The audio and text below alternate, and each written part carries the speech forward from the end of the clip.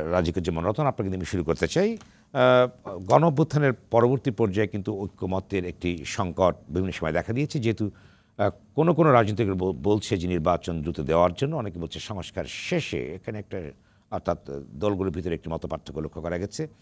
তবে একটি বিশেষ ইস্যুতে কিন্তু ভারতের ইস্যুতে কিন্তু সমস্ত রাজনৈতিক দলগুলো কিন্তু ঐক্যমত্যের কথা বলেছে এবং সেখানে প্রধান উপদেষ্টার ডাকে তারা সাড়া দিয়েছে।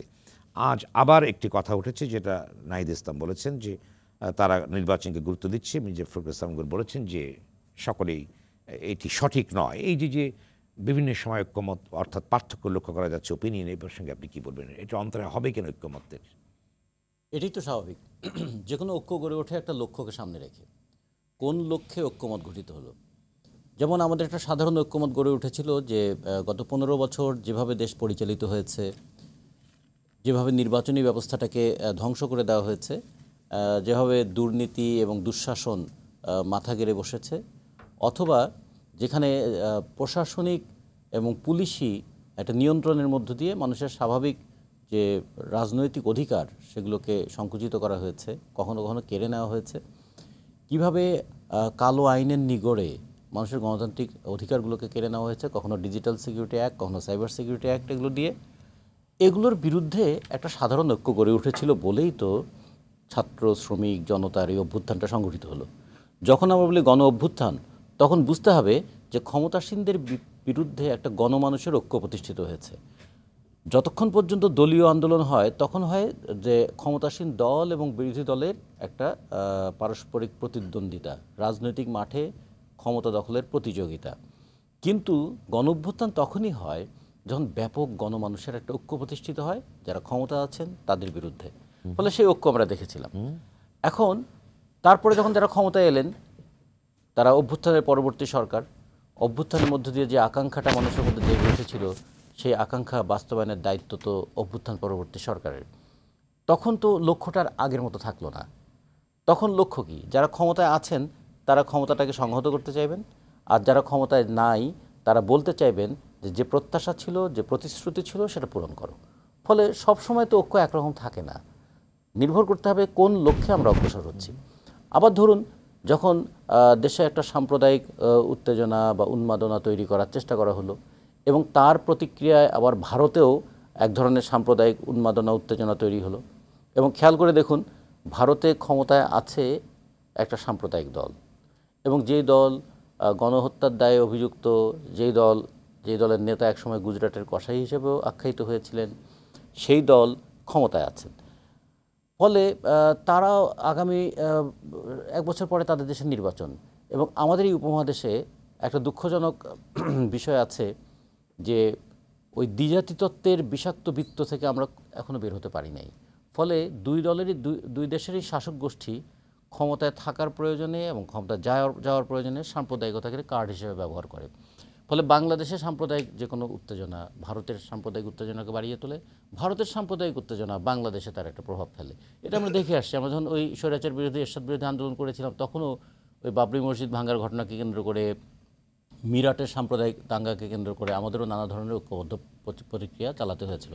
এবং আপনারা জানেন, ছাত্র সংগ্রাম পরিষদ এবং 22 ছাত্র সংগঠন, তাদের মধ্যে সম্পর্ক ভালো ছিল না, কিন্তু মিরাটের সাম্প্রদায়িক দাঙ্গাকে কেন্দ্র করে তখন কিন্তু একটা সর্বদলীয় ঐক্যের জায়গায় আমরা চলে গিয়েছিলাম। ফলে এই যে প্রধান উপদেষ্টা যখন ডাকলেন, তখন কিন্তু তার পেছনে এই কথাটা ছিল যে আমাদের দেশের সাম্প্রদায়িক উন্মাদনা কি আমরা বাড়তে দেব, অথবা ভারত থেকে সৃষ্টি করা নানা ধরনের উস্কানিমূলক বক্তব্যকে কি আমরা আমাদের এখানে উত্তেজনা সৃষ্টির হাতিয়ার হিসেবে কাউকে ব্যবহার করতে দেব? আমরা বললাম না, এটা দেওয়া যায় না। যে কারণেই তখন একটা সাধারণ ঐক্য তৈরি হয়েছিল যে সাম্প্রদায়িকতা দুই দেশের সাধারণ জনগণের জন্য বিপদ, শাসক গোষ্ঠীর জন্য এটা একটা হাতিয়ার, কিন্তু সাধারণ মানুষের জন্য এটা একটা বিপদ।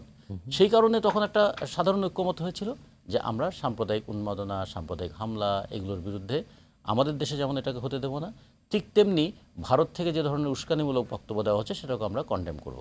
এই প্রশ্নে একটা সাধারণ ঐক্য তৈরি হয়েছিল, কিন্তু এটা কোনো রাজনৈতিক ঐক্যও নয়, এটা কোনো সাংগঠনিক ঐক্যও নয়। কিন্তু আমি একটি ছোট প্রশ্ন করতে চাই, সেটা হচ্ছে নাহিদ ইসলাম বলেছে যে রাজনৈতিক দলগুলো অন্তর্বর্তী সরকারকে ব্যর্থ প্রমাণের চেষ্টা করছে, তাহলে এটা একটি বড় ধরনের। অন্যদিকে আজকে আবার তো দেখলাম যে তার বক্তব্য নাকি মিসকোট করা হয়েছে, এই জন্য তথ্য কর্মকর্তাকে আবার অব্যাহতিও দিয়ে দেওয়া হয়েছে। নাহিদ ইসলামের এই বক্তব্য তো তাহলে দেখুন তিনি আবার ডিজোন করছেন এটা। তিনি যখন এই কথাটা বলে থাকছেন, যদি আমরা ধরে নেই পত্রিকা যে এসেছিল সেটাই তার কথা, সেটা তো তার বক্তব্য হিসেবে সঠিক নয়। এক, 2 নম্বর হচ্ছে তার ইন্টেনশন অফ হিজ আটারিং। একটা মানুষের কথা বলা তো একটা শুধু কথা নয়, কথার পিছনে উদ্দেশ্যটা কী? কথার উদ্দেশ্য কি এই থাকবে বাংলাদেশের রাজনৈতিক দলগুলোকে হেয় করা, তুচ্ছতাচ্ছিল্য করা, কিংবা রাজনৈতিক দলগুলোর ভূমিকাকে আন্ডারমাইন করে দেওয়া? সেটা তো কোনোভাবেই উচিত নয়। এবং আমরা শুধু নাহিদ ইসলামের এই কথা পরবর্তীতে যেটা তিনি বলছেন, তিনি এভাবে বলেননি, হ্যাঁ, কিন্তু আরেকজন উপদেষ্টার কাছে বললাম যে শুনলাম তিনি বলছেন তো 53 বছর কি করেছেন? আরে 53 বছর কিছু হয়েছে বলেই তো আপনারা এখন উপদেষ্টা হয়েছেন। এইটুকু অন্তত রাজনীতিতে এই সৌজন্যতা থাকা দরকার।